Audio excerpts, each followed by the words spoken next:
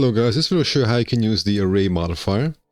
So I'll go ahead and just start with a plane, create with a start, center it, and I will begin to do a little bit of basic modeling here.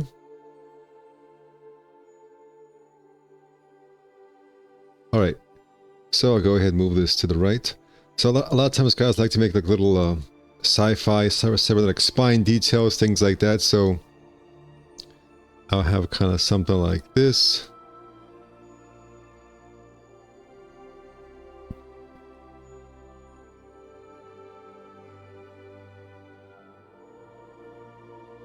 Alright, we're going to go ahead and apply, let's say, shell. And then symmetry. And I'll go ahead and, let's see, turbo smooth this.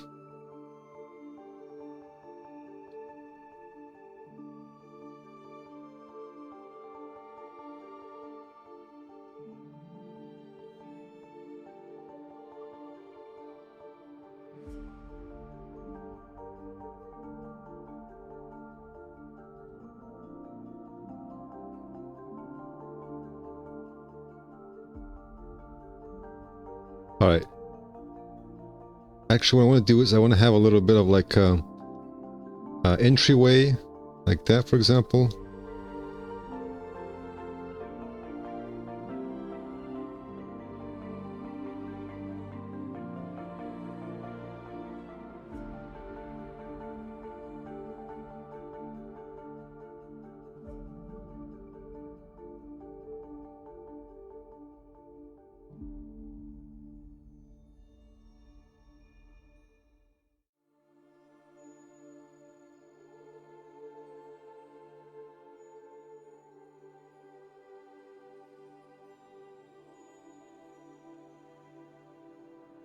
Alright, so let's do this as a basic detail. Now previously guys, without the array modifier, I have to go in here, and I would have to, for example, I'll turn off turbo smooth, have to go in here and create like something like this, you know, instanced or copy, and then have to kind of like see, you know, have this kind of match up here. So I need to go in here and like, you know, move this here. And so I'll just try to have it kind of match up as well as I could. You know, something like that. But now we have the array modifier, and so all I have to do is just apply array. Right, and so I have a number of options here. See, right now it's going in this direction. Let me just go ahead and magnify this. So we have grid, radial, spline, surface. And so all I need to do is go down here, and for count X, I'll make that 0. We're going to increase count Y. Alright, and so now guys, all I have to do, I can pull array on top of turbo smooth. So all I have to do now guys is just kind of move things around, and I can kind of see in real time how these two things match each other.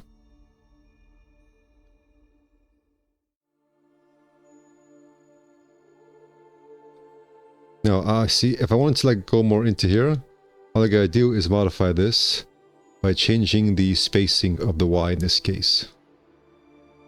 So I can go ahead and be right here, for example. And now I can modify this. So I can have these be you know, very closely matched, for example.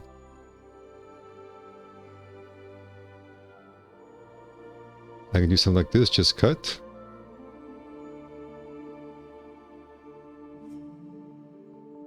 And then straighten it out.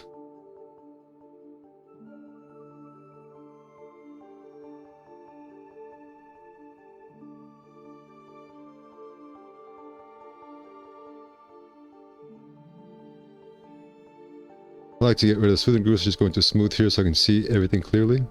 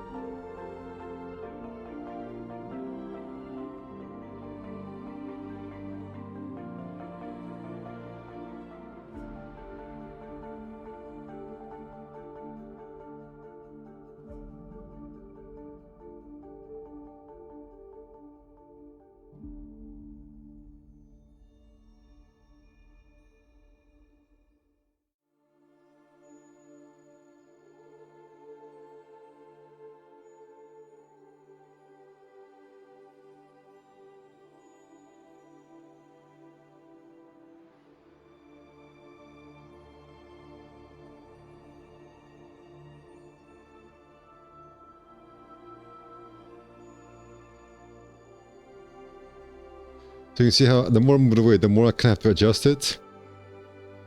Because it kind of has this auto feature where it can kind of move things away to make sure that friends clipping. So I used to go in here and sometimes just adjust the spacing here. Alright.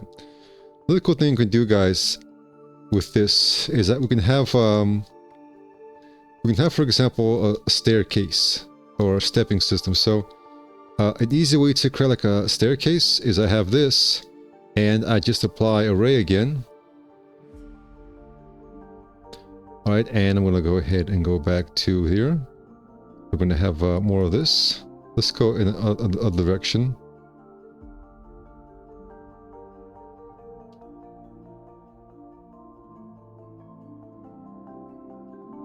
Alright, and so for position, guys, we can also have a change of position right here. But let's see, let's change it to incremental, alternating, right, by axis. So if we do like as incremental, we get a cool effect here where we can just kind of, you know, get this kind of staircase here. And you can see where this is going. We can even do rotation, guys. And we can once again do incremental. And we have a cool like DNA effect, guys. Or let's see here. That kind of effect. Or this kind of effect. You guys can see it creates really cool fun situations here. We also have world rotation here. As you guys can see, we can get a nice tornado effect.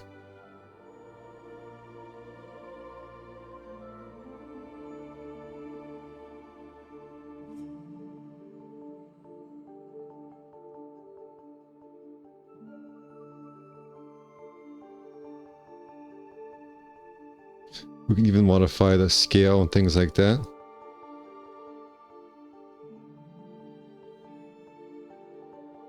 We can have randomization, material ID, and other things. So we can randomize the position. So as you guys can see, this is just more than for just basic things. We really can have a lot more fun. And of course, I prefer to do things for like cybernetic muscles and things like that. So getting back to what I was previously working on, if I have some sort of cybernetic spine or something. Alright, so now that I've got this, so guys, we can always do FFD underneath here. So what I like to do is like to oftentimes apply FFD to get some cool results happening here. To make the design more interesting, just very quickly.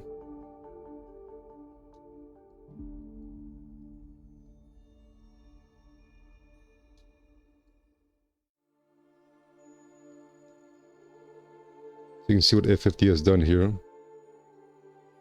Let's adjust the array some more.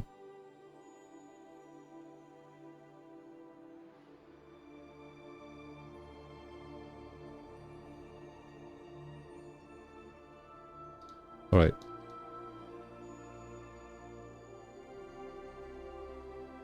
So guys, there's lots of modifications I can make here. For more interesting design.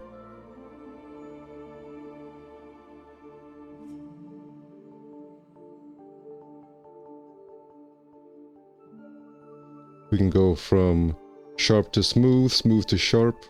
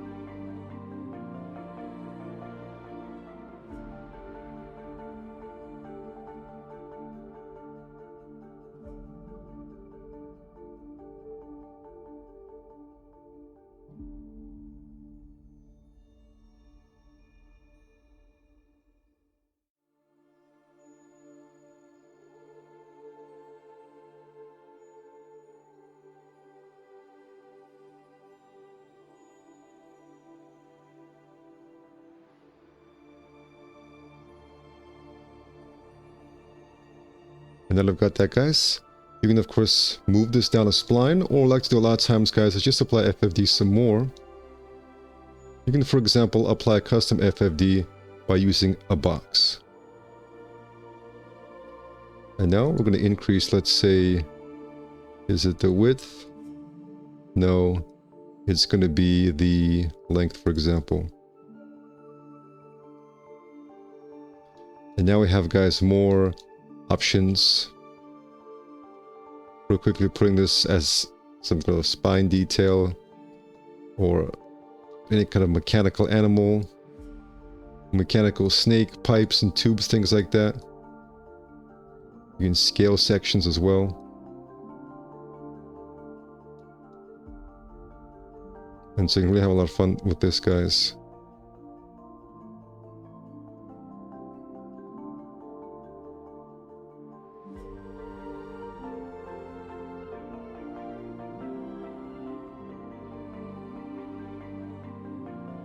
Alright.